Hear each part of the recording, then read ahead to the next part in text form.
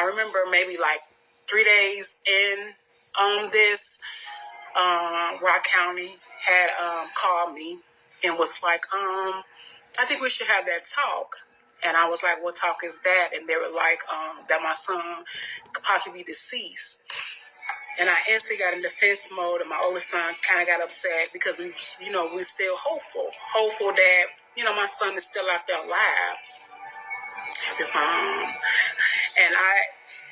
And I always wonder if I would have accepted what he said if my son would have came up.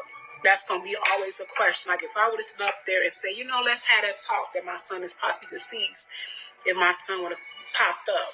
You know what I mean? Hey y'all, so today is Christopher Miller's birthday, May 31st. Today is his birthday, and this family still has more questions than they do answers.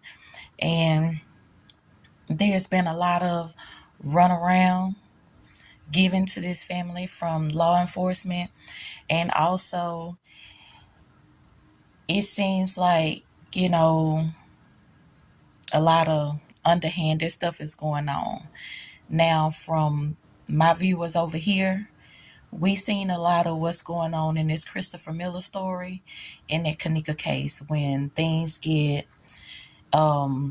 taken out and redacted and all of that type of stuff. And one of the main things that really concerns me is that now with that caller that said he saw something that's not even in the report.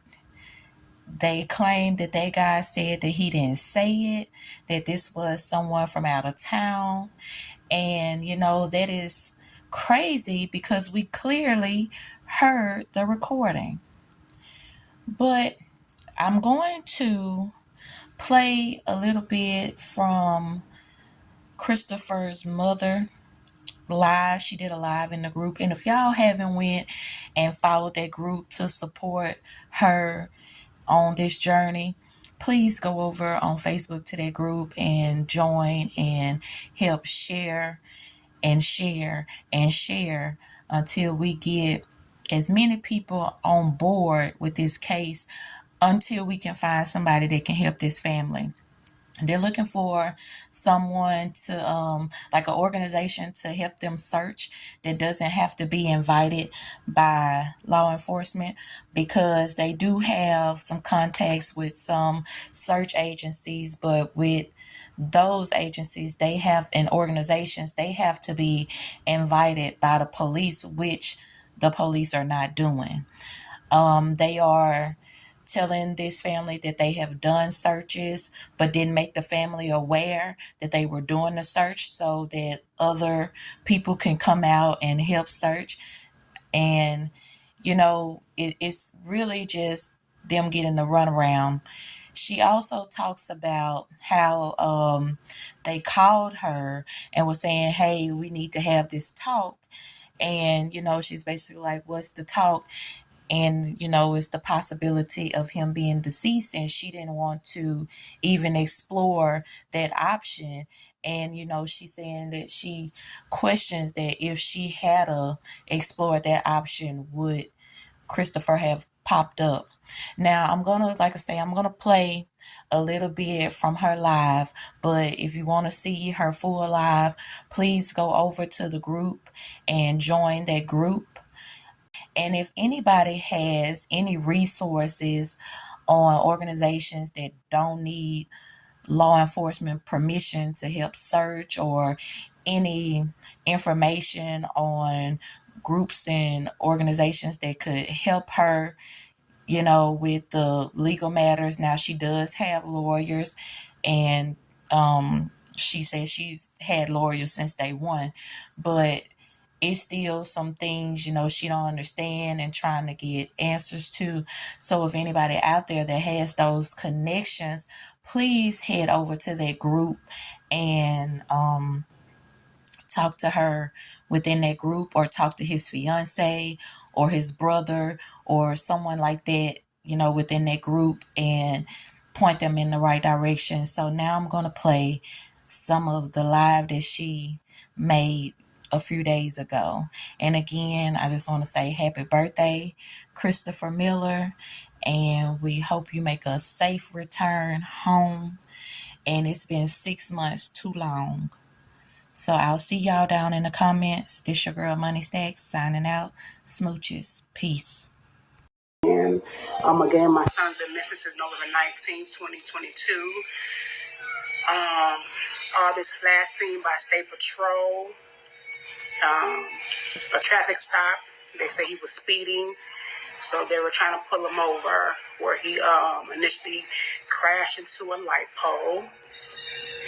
Y'all, excuse me if I get emotional, because I'm trying to keep myself together. But he hit a light pole, got back on, and continued to drive until his car became disabled. A lot of people, I've been getting a lot of questions, like, pretty much where we're at. Well, County did a search for Christopher April the 5th and April the 8th. I found out probably April 10th that they did a search for Christopher. We was not aware. I'm just going to state facts of what's been going on. We're now waiting on the meeting with both agencies to discuss the reports that we have. As everyone knows, we got more questions than answers. So it's been frustrating. It's definitely been frustrating. We've been trying to get as many reports as possible. There's still some things that we don't have that we requested months ago. It seems like they kind of pick and choose what they want to give us. Everybody been telling us, get a lawyer. When my son first went missing, that was the first thing that we did. When I got that call from Mallory, as a mom, you're going to always, your kids. And when I got that call from Mallory, I knew then something was wrong. People think it's easy. When you never know that this will be at your front door. Never in a million years I ever thought that my son would go missing. Like I said, people think that it's easy, think that you can just have a lawyer pick up the case. We have given lawyers all of the information that we have because they don't, so they can see what we see. But they won't pick it up. And we don't know why. We had a lawyer tell us that if Christopher had returned, or they could have represented him, but they don't see what we see.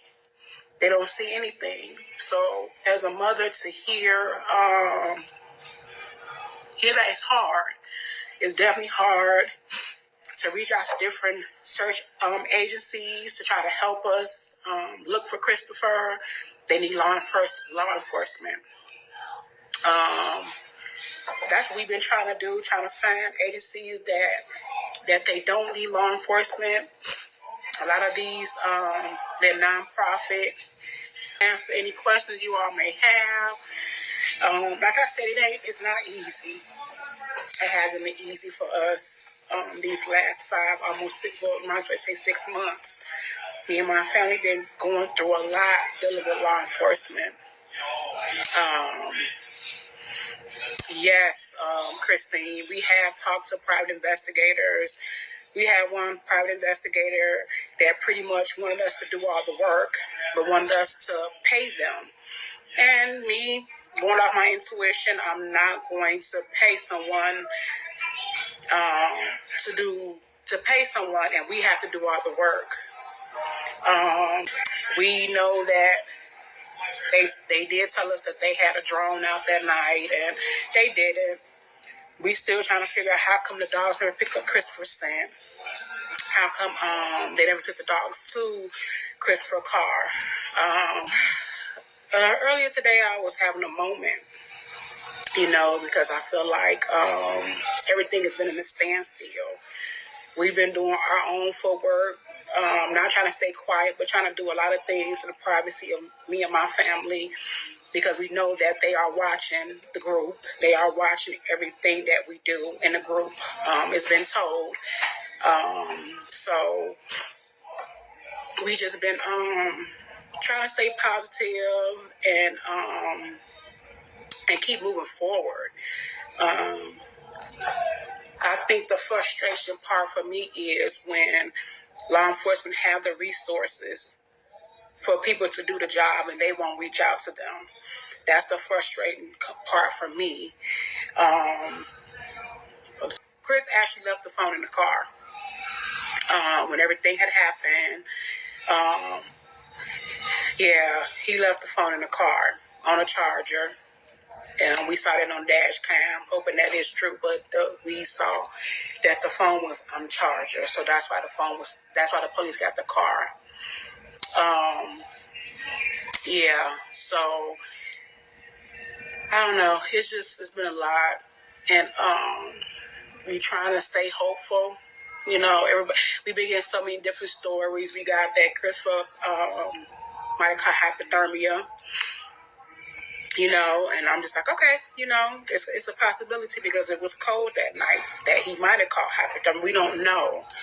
But I'm just thinking, if Chris would caught hypothermia, they searched for Chris after that. November 19th was a Saturday morning, Friday night, Saturday morning. They searched for Christopher up until the 27th. Well, they didn't search all days, but a few days. And if Chris would caught hypothermia, he should have been in that area where the car became disabled. You know what I mean? And that, them saying that he's hiding from the police, that's not it. My baby would have called me by now. He's going on 6 months of birthday in a couple of weeks, so his birthday is May 31st, so he would have called me by now if he was out and he was that scared and thinking that he was scared for the police to get him. He would have called. One of our concerns, when I spoke to Madison last week about it, because when we went through reports, I got like 400 and something reports that I'm going through, they said that the gentleman was out of state. And he was going out of state. I'm like, is he going out of state or was he from out of state? And they say he was from out of state. And I guess he was out of state when they called him. But they also told us that he said that he didn't say that, but we have it on record that he did say that. So our eyebrows are still raised to that caller. Of course, it's not in the reports because they redacted so much stuff. But yeah, we even asked, did they bring him in for questioning? The reason why they didn't bring him in for questioning is because he was out of state. What I feel is that they need to get in contact with him again and bring him in for questioning. That's just my opinion. Just staying prayed up, y'all. People been seeing how strong I am. Y'all just don't know. I have my moments. They're off and on. You know what I mean? They're off and on. My moments when it comes to my son. I think that would be any mother in this situation. Yes, it is some BS because I just don't want the next family to have to go through what we're going through. I just hope that at the end of all of this that is some type of law or some type of something to be set in place that if there's a resource for families that goes through, because I didn't know it was that many missing people until my son came missing. It's a lot, y'all. It's unbelievable. And I know people just don't up and just vanish. That's not how the world works. You know what I mean? You just don't up and walk out. It would be a different situation if,